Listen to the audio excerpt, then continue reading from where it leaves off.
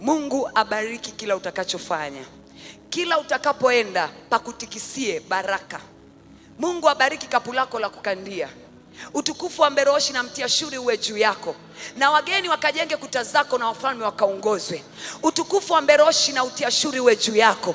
Wale waliokusahau kwa muda mrefu, Bwana akawalete kwa mlango wa dharura. My destiny helpers, wale watu ambao wamebeba hatima yako na Mungu aliwatumia kuleta vitu vya thamani kwako, mbingu zitikisike na wakuletee kwa jina la Yesu.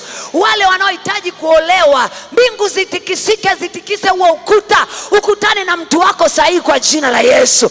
Mbingu zitikisike, kibali kitokee kwenye ndoa. Wale waliowekewa ukuta kwenye maisha yao, wasishirikiane na wake zao, wasishirikiane na waume zao, mbingu zitikisike, amani itokee, ushirika utokee, kibali kitokee, neema itokee. Kila unachofanya mbingu zitikisike, ukibali kitokee kwa jina la Yesu. Wanaofikiria biashara ya kufanya mwaka huu, mbingu zitikisike, liachie wazo la biashara, na utakapoanza Bwana akufanikishe kwa jina la Yesu.